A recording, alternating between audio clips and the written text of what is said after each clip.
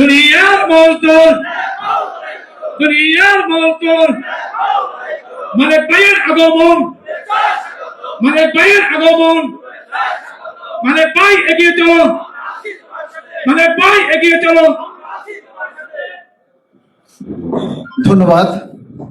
আজকের এই পটুয়াখালীর শিল্পকলা একাডেমির মিলনায়তনে আজকে যে আপনাদের একটা মিলন মেলা, সেই মিলন মেলায় নিজেকে উপস্থিত রেখে আপনাদের সামনে দু একটি কথা বলার সুযোগ দিয়েছেন, এজন্য পটুয়াখালীবাসীর সকলের জন্য আমি গর্ববোধ করছি। আমি পটুয়াখালীর সন্তান তথা আপনাদেরই সন্তান, আমি আপনাদেরই ভাই, আপনাদেরই বন্ধু, আপনাদেরই সহযোদ্ধা। নিজের জন্ম এলাকায় বা নিজের জন্মভূমিতে আজকে আপনাদের জন্যই কথা বলার সুযোগ পেয়েছি। আপনারা জানেন যে আমরা সর্বশেষ 2015 সালে 8ম পে স্কেল পেয়েছিলাম। সেই 8ম পে স্কেল পাওয়ার পরে 2018 সাল থেকেই দ্রব্যমূল্যের ঊর্ধ্বগতির সাথে আমরা যুদ্ধ করে চলেছি। রাস্তায়, প্রেস ক্লাবে, শহীদ মিনারে, বিভিন্ন জনসমাবেশে বিভিন্নভাবে আমরা আমাদের দাবির কথা সরকারের কাছে উপস্থাপন করেছি। কখনো মানববন্ধন করে, কখনো সমাবেশ করে, কখনো আমাদের প্রতিনিধি সমাবেশের মাধ্যমে, কখনো মহাসমাবেশ করে। আমরা 22 লক্ষ সরকারি কর্মচারী পে স্কেলের জন্য প্রত্যাশা করি, কিন্তু আমরা 2200 জন মানুষও একটা দাবি নিয়ে কথা বললে আমাদেরকে সেই সাড়াটা আমরা পাই না। আজকে যদি 22 লক্ষ কর্মচারীর মধ্যে যদি 1 লক্ষ কর্মচারীও সজাগ থাকতো, দায়িত্ববান হতো, নিজের দায়িত্বটা পালন করত, তাহলে হয়তো আমাদের দাবিটা অনেক আগেই আদায় হয়ে যেত। প্রিয় বন্ধুগণ, আপনারা জানেন যে 2015 সালে 1 কেজি চালের দাম ছিল 35 থেকে 40 টাকা। আজকে 2026 সালে সেই চাল কিনতে হচ্ছে আমাদের 80 থেকে 90 টাকায়। 2015 সালে এক জোড়া জুতা সেলাই করতে মুসিকে দিতে হতো 10 থেকে 15 টাকা, আর আজকে এক জোড়া জুতা সেলাই করতে রাস্তার পাশে বসে থাকা একজন মুসিকে দিতে হয় 40 থেকে 50 টাকা। 2015 সালে আমরা যে রিক্সা ভাড়া দিতাম 10 টাকা, আজকে 2026 সালে এসে আমাদেরকে সেই রিক্সা ভাড়া দিতে হচ্ছে 50 থেকে 60 টাকায়। 2015 সালে একজন ডে লেবার 300 টাকায় পাওয়া যেত, আর আজকে একজন ডে লেবার যদি আপনি নিতে চান তাহলে তাকে দিতে হয় কমপক্ষে 1000 থেকে 1200 টাকা। 2015 সালে একজন চিকিৎসক ফি নিত 500 থেকে 600 টাকা, আর আজকে 26 সালে একজন চিকিৎসক ফি নেয় 1200 থেকে 1500 টাকা। প্রতিটি পণ্য, একেবারে বাসায় যে ঝাড়ু দেয়, টুথপেস্ট, একটা হারপিক এবং এই যে থালা বাসন মাঝে যে মাজুনি, সেই মাজুনিটার দামও পর্যন্ত আজকে ডাবলের চাইতেও রিডাবল হয়ে গেছে। অথচ আমাদের বেতন ভাতা এখনো সেই 2015 সালেই দাঁড়িয়ে আছে। আমরা যদি 2015 সালের বেতন দিয়ে 2026 সালে কিভাবে আমরা বাজার করে চলবো, প্রশ্ন রাখলাম আমাদের দেশ নায়ক জনাব তারেক রহমান আজকের মাননীয় প্রধানমন্ত্রীর কাছে। 1 দশক আগের বেতন দিয়ে 1 দশক পরে আমরা কিভাবে সংসার চালাবো? আমরা যখন এই যে পে স্কেলের জন্য 9ম পে কমিশন গঠন হয়, তখন ওখানে যে মত বিনিময় সভা হয়েছিল, তখন প্রায় 200টি সংগঠন সেই মত বিনিময় সভায় অংশ নিয়েছিল। আজকে সেই সংগঠনগুলি কোথায়? সেই সংগঠনের নেতারা আজকে কোথায়? তখন আপনারা প্রেসিডেন্ট সেক্রেটারি একটা সংগঠন দাঁড় করাইয়া মত বিনিময় সভায় অংশ নিয়েছিলেন। তখন আমরা মত বিনিময় সভায় বলেছিলাম, তখনকার যে চেয়ারম্যান আমাদের জাকির আহমেদ খান, ওনাকে আমরা তুলে ধরেছিলাম যে একজন কর্মচারী যদি একদিনে শুধু ভাত, ডাল আর আলু ভর্তা খায়, তাহলে 6 সদস্য বিশিষ্ট একটা পরিবার নিয়ে 1 মাসে শুধু ভাত খেতে লাগবে 27,000 টাকা। অথচ আমাদের একজন কর্মচারী বেতন পায় 15,000 টাকা সর্বসাকুল্যে। তাহলে বাকি টাকা কোথায় পাবে? চুরি করবে নাকি ডাকাতি করবে? বলেন আপনারা। এই ঊর্ধ্বগতির বাজারে একজন কর্মচারী ঢাকা শহরে 15,000 টাকা দিয়ে কিভাবে চলে? একজন কর্মচারী যে কোনো একটা বিভাগীয় শহরে কিভাবে চলে, যেখানে একটা বাসা ভাড়া নিতে গেলে 10 থেকে 12,000 টাকা লাগে? আজকে একটা প্রত্যন্ত অঞ্চলে গেলেও সেখানে 1000 থেকে 1200 টাকা, 1500 টাকা কারেন্ট বিল আসে। শহরে যেখানে থাকে, আমি আমার বাসায় চলি, আমার বাসায় 3300-3400 টাকা কারেন্ট বিল আসে। এরকমের প্রতিটি ফ্যামিলিতে। তারপরে আমাদের যে গ্যাস, দেখেন এই যে কয়েকটা দিনে গ্যাসের দাম 1200 টাকা থেকে বেড়ে আজকে 2200 টাকা, 2300 টাকা, এমনকি 2500 2600 টাকায়ও বিক্রি হয়েছে। আজকে এই যে দ্রব্যমূল্যের ঊর্ধ্বগতি লাগাম টানতে পারতেছে না সরকার।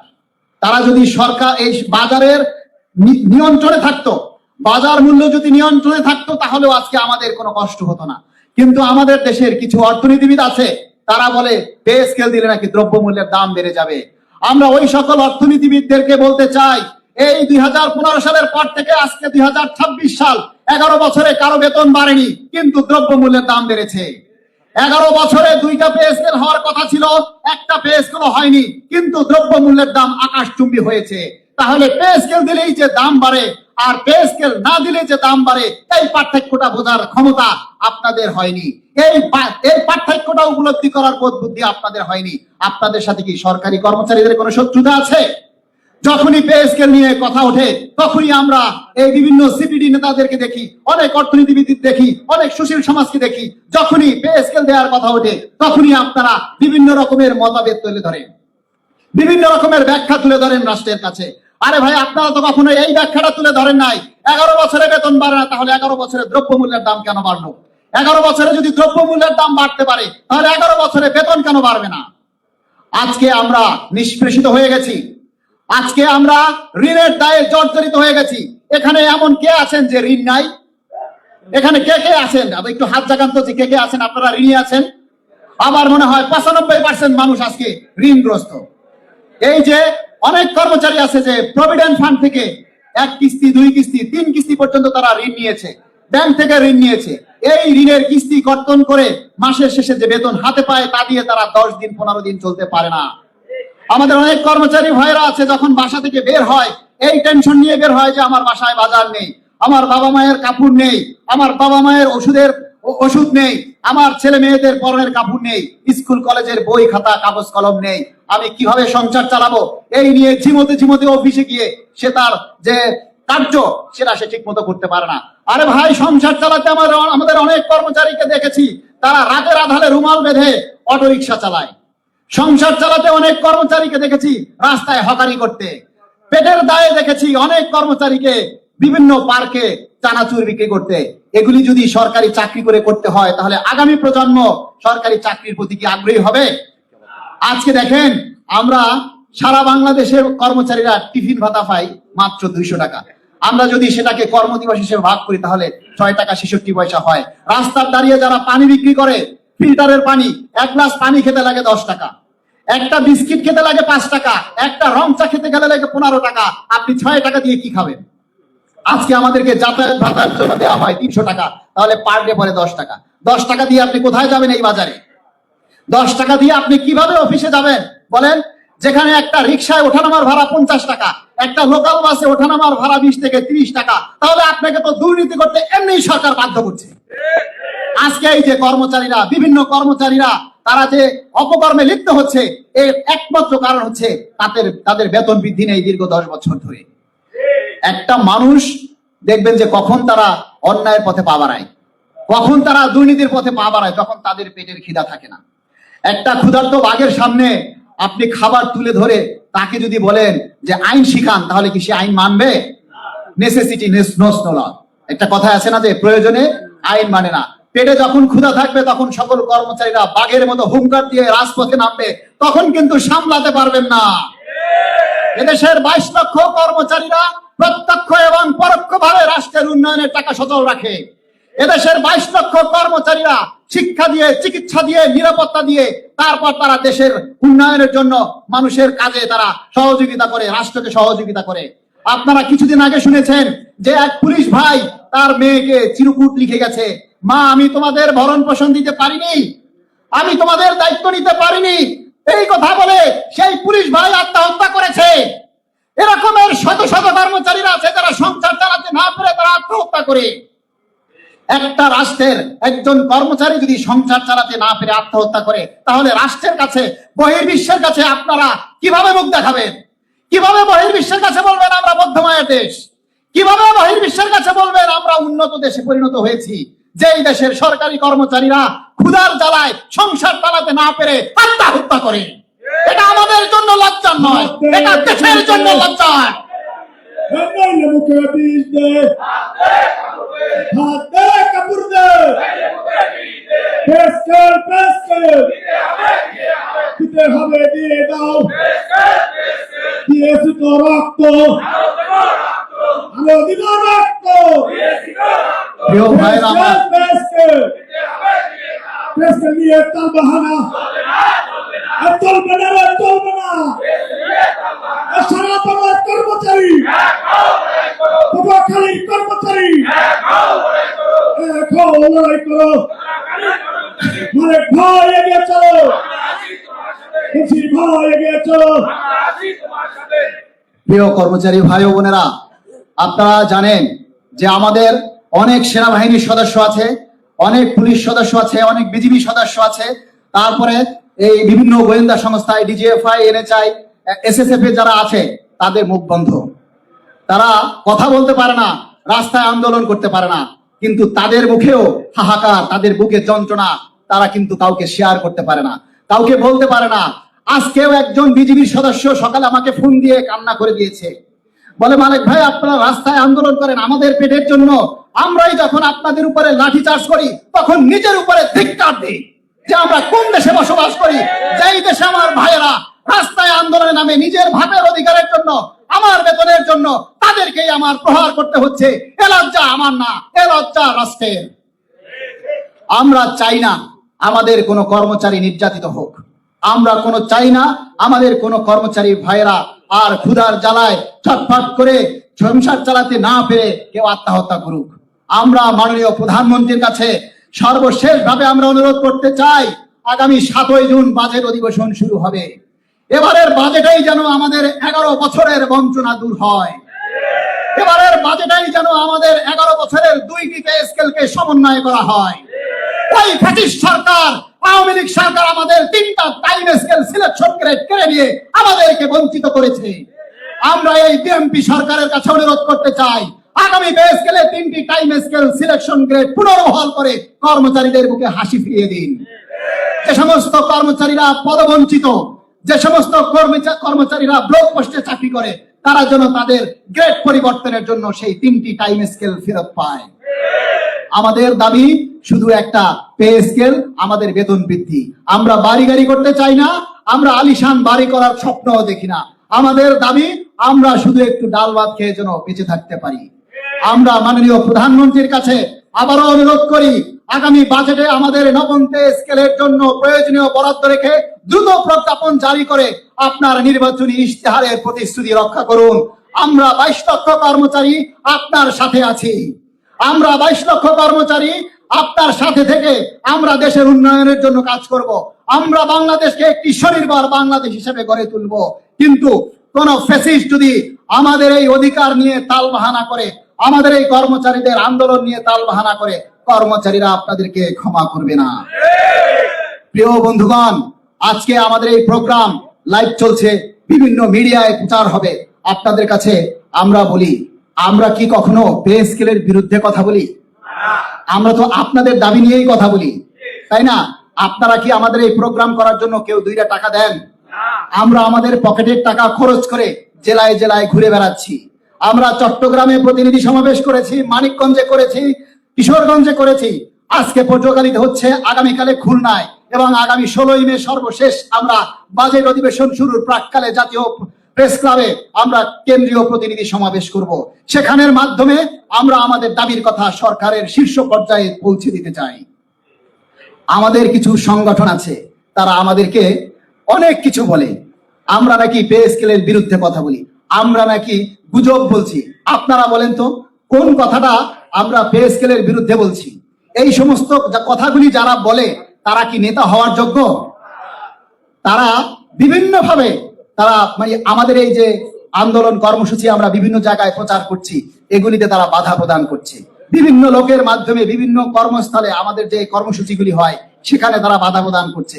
আরে ভাই, আপনি যে বাধা প্রদান করছেন, আপনার বেতন বাড়বে না? আপনি যে আমাদের বিরুদ্ধে কথা বলছেন, আমরা কি আপনার কথা বলছি না?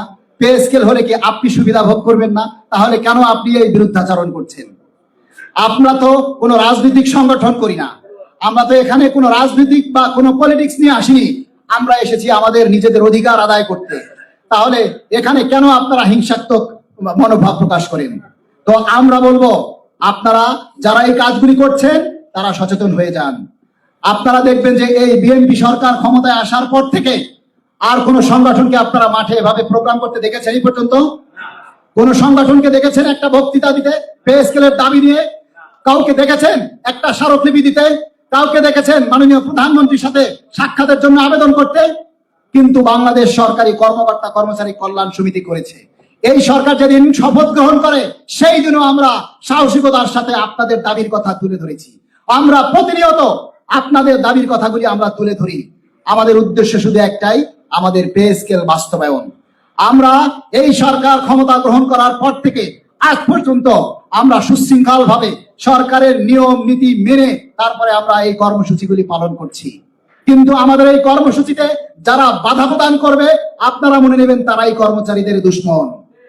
তারা নেতা হতে এসেছে, তারা কর্মচারীর দাবি আদায় করতে চায় না। আমরা নেতা হতে চাই না, আমরা কারো ক্রেডিটও চাই না। আমরা চাই আপনাদের মুখে হাসি ফুটুক, আমরা চাই আপনাদের পরিবার নিয়ে আপনারা সচ্ছলভাবে চলেন, এটাই আমাদের সান্ত্বনা। প্রিয় ভাই, আজকে কয়েকজন মানুষের কথা বলবো। আমাদের গত 6 তারিখে 6 ফেব্রুয়ারি প্রায় 3 লক্ষাধিক মানুষ আমাদের কেন্দ্রীয় শহীদ মিনারে উপস্থিত হয়েছিল আমাদের ডাকে। সেই দিন কিন্তু আমাদের যে তাদের যে তখনকার যে নেতারা ছিল তারা কিন্তু সিদ্ধান্তে ভুল করেছে। আমাদের 12 তারিখে ছিল নির্বাচন, 6 তারিখে যে প্রোগ্রামটা দিয়েছে সেটা ছিল ভুল। কারণ 6 দিন আগে একটা প্রোগ্রাম দিয়ে সেই প্রোগ্রামটা সফল না করে তারা হঠাৎ করে কর্মসূচি বন্ধ করে দিয়েছিল। সেই দিন সেকান্দা নামের একটা লোক অসুস্থ হয়ে পা ভেঙে গেছে, তার চিকিৎসার জন্য কেন্দ্রীয় শহীদ মিনারে 50,000 টাকা তোলা হয়েছিল, কিন্তু সেই সেকান্দার মাত্র 13,000 টাকা হাতে পেয়েছে। তার মৌখিক জবান, এটা আমাদের কথা না, সেকান্দারের মৌখিক কথা। তার চিকিৎসা নেই। একজন কর্মচারী যদি অসুস্থ হয়ে পড়ে থাকে আর তার পাশে যদি কেউ না দাঁড়ায় তাহলে আগামী কর্মসূচিতে কেউ আর আসবে না। আমরা সরকারি কর্মচারী কল্যাণ সমিতি সেই সিকান্দারের পাশে দাঁড়িয়েছি। গত কয়েকদিন আগে তার অপারেশন হয়েছে পায়ের, তাকে আমরা 40,000 টাকা কালেকশন করে দিয়েছি এবং তার সুচিকিৎসার জন্য আমরা তার পাশে দাঁড়িয়েছি। আমাদের সার্থকতা, আমাদের ওয়াদা হচ্ছে আমাদের এই কর্মসূচি, আমাদের এই কল্যাণ সমিতির সাথে যারা জড়িত থাকবে আমরা তাদের বিপদে আপদে কল্যাণ সমিতি সবসময় পাশে থাকবে। শুধু পে স্কেল আদায় করাটাই আমাদের একমাত্র উদ্দেশ্য নয়। আমাদের উদ্দেশ্য হচ্ছে সরকারি কর্মচারী কর্মকর্তা যারাই থাকবেন তাদের ন্যায্য অধিকার আদায়ের জন্য সংগ্রাম করা এবং আমাদের প্রত্যেকটা কর্মচারীর বিপদে আপদে পাশে থাকা। আমাদের এখানে এই যে আলামিন বিজ্ঞান ও প্রযুক্তি বিশ্ববিদ্যালয় আছেন, হারুনুর রশিদ আছেন সভাপতি সমন্বয় পরিষদের, তারপরে মোহাম্মদ কবির হাওলাদার আছেন, উনি ওই 6 দিনে যমুনা অভিমুখে যে পদযাত্রা ছিল সেখানে তিনি গ্রেপ্তার হয়েছিলেন। আমাদের নেতৃবৃন্দর সহযোগিতায় সেখান থেকে তাদেরকে ছাড়িয়ে আনা হয়েছে। আমার প্রশ্ন হচ্ছে যে এই যে আমরা আন্দোলন সংগ্রাম করি আপনাদের জন্যই, আপনারা যদি আমাদের পাশে না থাকেন তাহলে তো আমাদের শক্তি নেই, আপনারাই হচ্ছেন আমাদের শক্তি। আমরা একটা কর্মসূচি দিলে সেখানে যদি আপনারা স্বতঃস্ফূর্তভাবে পার্টিসিপেট না করেন, সেখানে যদি আপনারা স্বতঃস্ফূর্তভাবে উপস্থিত না হন তাহলে আমাদের দাবি শুধু স্বপ্নেই থেকে যাবে। আরে ভাই, এই যে বিভিন্ন নিউজে বিভিন্ন পেপার পত্রিকায় আজকে যে নিউজগুলি প্রচারিত হচ্ছে আপনারা শুনেছেন যে কখনো কোথাও বলতেছে যে 60 থেকে 70% বৃদ্ধি পাবে, আবার কোথাও বলতেছে যে বেসিকের 50% দেওয়া হবে এবছর, পরবর্তী বছরে 50% দেওয়া হবে। যারা পুরানো আছেন তারা বলেন তো বেসিক কি কখনো ভাঙা যায়? বেসিকের কখনো 50% দেওয়া যায়? অতীতে যতগুলি পে স্কেল হয়েছে হয়তো 2 ধাপে হয়েছে। প্রথম ধাপে মূল বেতন দিয়েছেন এবং দ্বিতীয় ধাপে অন্যান্য ভাতাগুলি আনুষঙ্গিক যেটা দিয়েছেন। আজকে যারা অবসরে গেছেন 2025 সালে, অনেকেই হয়তো এলপিআর আগামী 1 জুলাইতে শেষ হয়ে যাবে। আপনারা তো সবাই এই নিয়মটা জানেন যে একদিন যদি চাকরির বয়স থাকে এলপিআর এর বয়স থাকে, সেই দিন যদি পে স্কেলের গেজেট হয় এবং কার্যকর হয় তাহলে তারা ফুল বেনিফিট পাবে। এটা কি জানেন? তাহলে তাদের যদি 1 জুলাইতে ফিক্সেশন হয়, তাদের যদি সেটেলমেন্ট হয়, তাহলে তাকে আপনি বেসিকের 50% পরবর্তী বছরে কিভাবে দিবেন বলেন? আজকে আমাদের বেতন নির্ধারণ হয় কোথায়? আইবাসে কি 50% এগুলি কি সেট করার সুযোগ আছে? আমাদের প্রশ্ন হচ্ছে আপনি পে স্কেল 1 ধাপে দেন আর 2 ধাপে দেন, 11 বছর পরে একটা পে স্কেল পাচ্ছি, সেখানে আবার ধাপ কিসের? 11 বছর পরে আমরা পে স্কেল পাচ্ছি, সেই পে স্কেলটা আপনি সম্পূর্ণভাবে এককভাবে দিবেন। যদি আর্থিক ক্রাইসিস থাকে প্রয়োজনে আমাদেরকে 2 ধাপে দেন, কিন্তু 2 ধাপের উপরে কোনো কিছু হলে সেটা আমরা মানবো না। এবং যেদিনই পে স্কেল কার্যকর করবেন সেই তারিখ থেকে সকল আর্থিক সুবিধা আমাদেরকে দিতে হবে। 6 মাস পরে দিলেও আমাদেরকে সাপ্লিমেন্টারি বিল করে বকেয়া হিসেবে দিতে হবে। আজকে এই যে আমার পাশে শাহাবুদ্দিন ভাই, আপনারা জানেন যে এই পে স্কেলের দাবি আদায় করতে এসে আমি সাসপেন্ড হয়েছিলাম। কিছু ষড়যন্ত্রকারীদের কুচক্রির কারণে আমার সাসপেনশন হয়েছিল। সেই সময় কোন সংগঠন আমার পাশে দাঁড়ায়নি, এমনকি আমি যে ফেডারেশনের সাথে যুক্ত ছিলাম সেই ফেডারেশনের নেতারাও আমার পাশে থাকেনি। কিন্তু এই যে শাহাবুদ্দিন মুন্সি, তাকে আমি চিনতামই না, কিন্তু আমার এই ফেসবুকে প্রচারণার মাধ্যমে শাহাবুদ্দিন মুন্সি ভাই আমার পাশে দাঁড়িয়েছিল। বিভিন্ন মন্ত্রীদের সাথে, বিভিন্ন মন্ত্রণালয়ের সাথে যোগাযোগ করে তিনি প্রশাসনিকভাবে আমাকে সহযোগিতা করেছে। আজকের এই যে প্রোগ্রামটা হয়েছে, আমি শুনেছি তিনি প্রতিটা দপ্তরে দপ্তরে গিয়েছেন, বিভিন্ন জায়গায় গিয়েছেন। এমনও শুনেছি তিনি ঘরের চাল বিক্রি করে এই প্রোগ্রামের জন্য খরচ করে। উনি বিভিন্ন সময় ওনার যে আছে আর কি জানি কিছু গাছ বিক্রি করছিল, গাছ বিক্রি করে উনি সেই টাকা আমাদের প্রোগ্রামে দিয়েছিল। এই যে আচ্ছা, এই যে সহযোগিতা, এই মনোভাবটা সকলের মধ্যে থাকতে হবে। আজকে শাহাবুদ্দিন মুন্সি ভাই এবং এই যে পটুয়াখালীর কালেক্টর অফিসে এখানে যারা আছেন, মাহতাব ভাই আছেন এবং আরো অন্যান্য যারা এখানে যারা আছেন পটুয়াখালীর ভিতরে যারা আজকের এই প্রোগ্রাম সাকসেস করার জন্য কাজ করেছেন, তাদের সকলের কাছে আমরা কৃতজ্ঞতা প্রকাশ করছি। আমরা চাই পটুয়াখালী, আমার জন্মস্থান, এই পটুয়াখালী জেলা কমিটিটা অনেক বেশি শক্তিশালী হোক। আমি চাই এই পটুয়াখালীর প্রত্যেকটা উপজেলায় যাতে আমাদের শাখা কমিটি গঠন করে। এই পে স্কেল শুধু বাস্তবায়ন নয়, আমরা চাই বাংলাদেশ সরকারি কর্মকর্তা কর্মচারী কল্যাণ সমিতি সারা বাংলাদেশে যেন 1 নম্বর থাকে, এবং সেটা আপনাদের সহযোগিতায়। আমরা চাই আপনাদের সুখে দুঃখে সবসময় আপনাদের পাশে দাঁড়াতে। পে স্কেল হয়ে গেল আর আমরা ঘরে চলে গেলাম না ভাই, আমরা আপনাদের প্রতিটা কাজে, যে কোনো সমস্যায় আমরা আপনাদের পাশে থাকবো, যে কোনো ভাবে আমরা আপনাদের সুখে দুঃখে আপনাদের পাশে থাকতে চাই। আমার এখানে যে সমস্ত কর্মচারী ভাইরা গত 6 তারিখে আন্দোলনে গিয়ে আহত হয়েছেন, ক্ষতিগ্রস্ত হয়েছেন, তাদের সকলের প্রতি আমরা সমবেদনা জানাই এবং তাদের পাশে আমরা সবসময় থাকবো। যে কোনো সুবিধা অসুবিধায় আমাদের সাথে যোগাযোগ করবেন। আর আপনাদের কাছে সর্বশেষ হচ্ছে যে ভাই, সামনে 7ই জুন বাজেট অধিবেশন শুরু হবে। আপনারা বিভিন্ন নিউজ পত্রিকার প্রচার দেখে যদি মনে করেন যে পে স্কেল হয়ে গেছে, তাহলে কিন্তু সবাই ভুল করবেন। বাজেটে যদি বরাদ্দই না থাকে তাহলে পে স্কেল পাওয়ার প্রশ্নই আসে না। আমাদের আগে হলো বাজেটে বরাদ্দ থাকতে হবে। তাই আমাদের সরকারের কাছে সর্বপ্রথম দাবি হচ্ছে পে স্কেল বাস্তবায়নের জন্য আগামী বাজেটে যাতে আমাদের প্রয়োজনীয় বরাদ্দ থাকে। সেজন্য আমরা আবারও জোর দাবি জানাচ্ছি। আপনারা যারা উপস্থিত হয়েছেন এখানে সকলের প্রতি কৃতজ্ঞতা জানাই। আপনারা সবাই আমাদের পাশে আছেন, থাকবেন। আগামীকাল খুলনাতে আমাদের প্রতিনিধি সমাবেশ, যারা পটুয়াখালীর ভিতর থেকে আপনারা যেতে পারেন, আপনারা যাবেন, আপনাদেরকে দাওয়াত দেওয়া হলো। আগামীকাল বিকেল 3টায় খুলনায় ধর্মসভা মন্দিরের অপোজিটে জলিল টাওয়ারের জেলিকে হোটেলের সেমিনার কক্ষে এই প্রতিনিধি সমাবেশ অনুষ্ঠিত হবে। আপনারা সবাই সেখানে যাওয়ার চেষ্টা করবেন। আর সর্বশেষ হচ্ছে আগামী 16ই মে জাতীয় প্রেস ক্লাবে আমরা প্রতিনিধি সমাবেশ করব। সেখানেও আপনারা যারা পারেন উপস্থিত থাকার চেষ্টা করবেন। সকলকে আবারও ধন্যবাদ এবং কৃতজ্ঞতা জানিয়ে আজকের মতো আমরা শেষ করছি। আল্লাহ হাফেজ, আসসালামু আলাইকুম।